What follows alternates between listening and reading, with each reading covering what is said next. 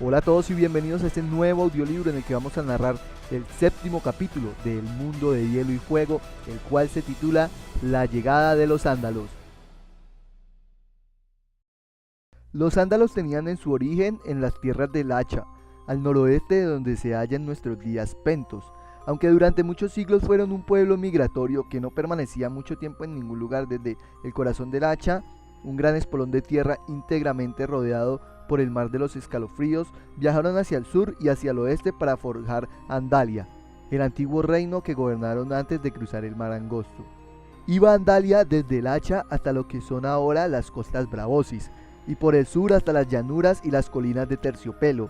Trajeron los ándalos armas de hierro y armas duras de placas del mismo metal, contra los que poco podían hacer las tribus pobladoras de esas tierras.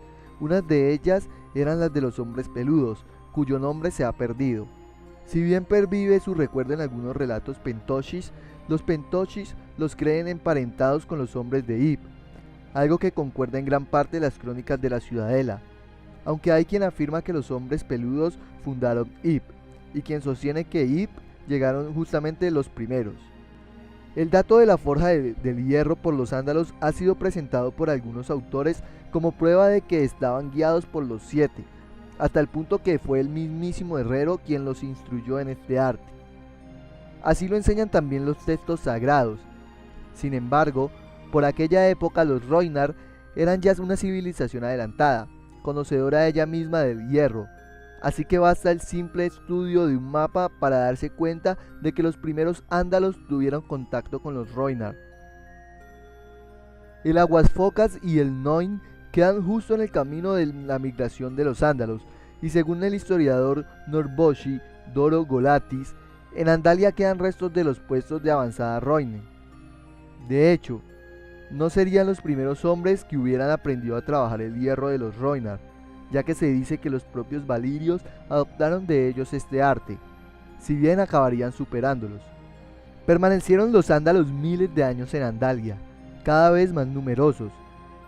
En el más antiguo de los libros sagrados, la estrella de 7 puntas, se dice que en los montones de Andalia se paseaban los mismísimos 7, y que fueron ellos quienes coronaron a Ugor de la colina y prometieron grandes reinos en lejanas tierras para él y su linaje.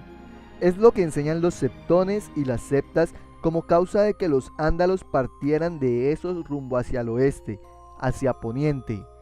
Aunque la historia que ha logrado revelar la Ciudadela con el paso de los siglos podría aportar una razón más sólida. Prosperaron los ándalos durante siglos en los montes de Andalia sin ser importunados por nadie, o casi nadie, pero la caída del antiguo Guis dio impulso a la gran ola de conquista y colonizaciones del feudo franco de Valiria, que extendió sus dominios y buscó más esclavos. Al principio ejercieron la bandera del Rhoyne y los Rhoynar. Al llegar al gran río, los valirios tuvieron dificultades para cruzarlo en masa. Tal vez no fuera problema para los señores dragón, pero ante la resistencia de los Rhoynar, los infantes y jinetes lo encontraban desalentador, ya que por aquel entonces Rhoyne era ya tan poderoso como Guis en su apogeo. Valirios y Rhoynar pactaron una tregua que duró unos cuantos años, pero a los ándalos solo los protegía hasta cierto punto. Fue en la desembocadura del Rhoyne donde fundaron los valirios la primera de sus colonias. Volantis fue trazada por algunos de los ciudadanos más ricos del feudo franco como lugar en el que hacer acopio de las riquezas traídas por las aguas del Rhoyne. Desde Volantis cruzó el río en gran número su ejército conquistador, y aunque en principio los ándalos presentaron batalla, ayudados incluso, quién sabe, por los Rhoynar, era una avalancha incontenible, por lo que es muy probable que los ándalos decidiesen huir por no hacer frente a la esclavitud que comportaba sin remedio la conquista valiria. Se retiraron primero al Hacha, las tierras de las que habían salido, y al ver que no era suficiente protección, se refugiaron más al norte y al oeste, hasta llegar al mar. Es posible que algunos desistieran en sus costas y se resignaran a su sino, mientras otros resistían hasta el fin, pero fueron la mayoría los que construyeron barcos y zarparon en gran número hacia las tierras de los primeros hombres de Poniente, por el mar angosto. Los valirios habían privado a los ándalos de ver cumplida la promesa de los 7 en Esos, pero en Poniente eran libres. Enardecidos por tantos combates y tantas huidas, los guerreros de los ándalos se grabaron en el cuerpo la estrella de 7 puntas, y juraron por su sangre y por los 7 que no descansarían hasta haberse labrados reinos en las tierras del ocaso. Su éxito dio un nuevo nombre a Poniente, Raesh Andali, la tierra de los ándalos, que es como la llaman hoy en día los dothrakis. Hay consenso entre septones, bardos y maestres en que el primer lugar donde desembarcaron los ándalos fueron los dedos del valle de Arryn. Las rocas y piedras de la zona están sembradas de grabados de la estrella de 7 puntas, práctica que acabó por caer en desuso al progresar la conquista de los ándalos. Fue ahí, en el valle, a hierro y fuego, donde iniciaron su conquista de Poniente. Sus armas y armaduras de hierro superaban el bronce con el que aún combatían los primeros hombres, muchos de los cuales perecieron en la lucha. Fue una guerra, o una larga serie de ellas, que con toda probabilidad se prolongó durante décadas, hasta que algunos de los primeros hombres se rindieron. Como he dicho ya antes, quedan casas en el valle que se proclaman orgullosas descendientes de los primeros hombres, como la de Redford y la de Royce. Dicen los bastardos que el héroe ándalo, Ser Artis Arryn, montó en un halcón para abatir al rey Grifo en la lanza del gigante, dando origen así al regio linaje de la casa de Arryn. Puro desatino y corrupción de la verdad histórica sobre los Arryn, mediante leyendas procedentes de la edad de los héroes, ya que lo cierto es que los reyes Arryn sustituyeron a los grandes reyes de la casa Royce. Ya con el valle en su poder, los ándalos volcaron su atención en el resto de Poniente y atravesaron en gran número la Puerta de Sangre. En las guerras que siguieron, varios aventureros ándalos fundaron pequeños reinos en los antiguos dominios de los primeros hombres, y se combatieron entre sí con la misma frecuencia con la que lo hacían contra sus enemigos. Se dice que en las guerras por el dominio del Tridente fueron nada menos que 7 los reyes ándalos que unieron sus fuerzas contra el último rey de los ríos y de las montañas, Thristifer IV, descendiente de los primeros hombres, y le vencieron en la que según los bardos fue la batalla número 100 del monarca. Su heredero, Thristifer V, no se mostró capaz de defender el legado de su padre, por lo que el reino cayó en manos de los ándalos. Fue en esta época cuando cierto ándalo, a quien recuerda la leyenda como Erech el parricida, llegó a la gran montaña de Alto Corazón, donde los hijos del bosque, que gozaban de la protección de los reyes de los primeros hombres, habían cuidado los majestuosos arcianos tallados que lo coronaban. 31, según el archimaestre Lauren en su manuscrito Lugares antiguos del Tridente. Dicen que cuando los guerreros de Erech trataron de talar los árboles, los primeros hombres lucharon del lado de los hijos del bosque, pero el poder de los ándalos era excesivo, y a pesar del valor que demostraron ambos pueblos en defensa del bosque, perecieron todos. Hoy en día los narradores dicen que de noche la montaña sigue encantada por sus espíritus. Es un lugar que evitan pisar los habitantes de las tierras de los ríos.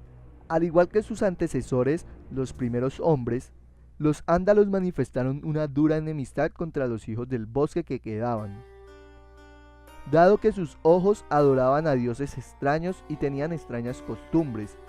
Los expulsaron de todos los bosques profundos que en otros tiempos les había asignado el pacto. Debilitados y aislados por el paso de los años, los hijos carecían ya de las ventajas que hubieran podido tener sobre los primeros hombres, y así los ándalos, en poco tiempo, lograron lo que nunca había podido hacer los primeros hombres: erradicar por completo a los hijos del bosque. Es posible que unos pocos huyeran al cuello, a la seguridad que les brindaban los marjales y los paláfitos. De ser así, no queda rastro alguno de su paso. También es posible, como a veces se ha escrito, que sobrevivieran algunos en la isla de los rostros, protegidos por los hombres verdes, a quienes los ándalos jamás lograron destruir.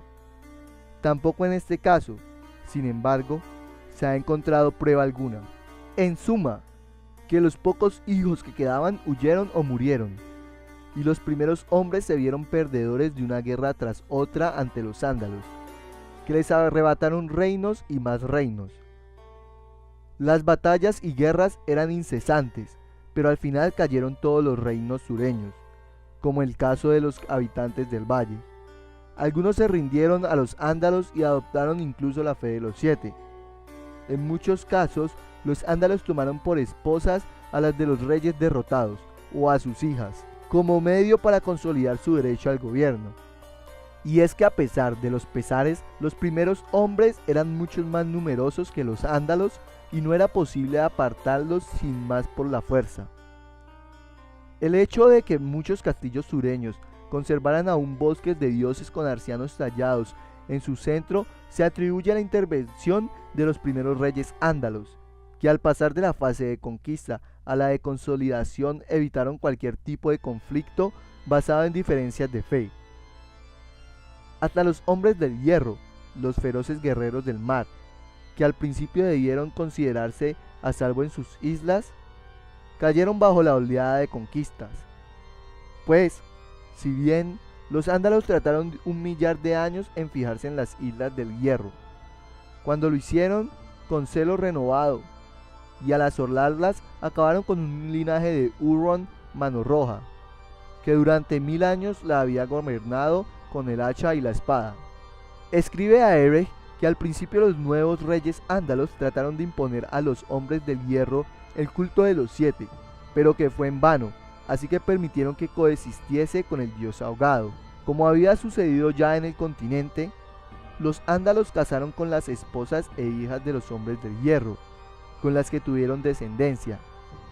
La diferencia es que en las islas no se afianzó jamás la fe, hasta el punto de que ni siquiera entre las familias de sangre ándala tenían raíces firmes. Con el paso del tiempo, el dios ahogado se erigió en único señor de las islas del hierro, y solo unas pocas casas recordaban a los 7. Solo el norte, y nada más que el norte, fue capaz de mantener a raya a los ándalos, gracias a las ciénegas impenetrables del cuello y a la antigua fortaleza de Fosso Cailin. Sería difícil calcular el número de ejércitos ándalos que fueron destruidos en el cuello. Gracias a ello, los reyes del invierno siguieron gobernando sin ninguna servidumbre durante muchos de los siglos venideros. Gracias por habernos acompañado en la narración de este capítulo. Si te gustó el audiolibro, dale like y comparte el video con tus amigos. Si quieres escuchar los próximos episodios, suscríbete a nuestro canal. También te dejamos en la descripción nuestras redes sociales para que nos puedas seguir. Somos Game of Thrones Colombia y los esperamos en el próximo capítulo. Hasta la próxima.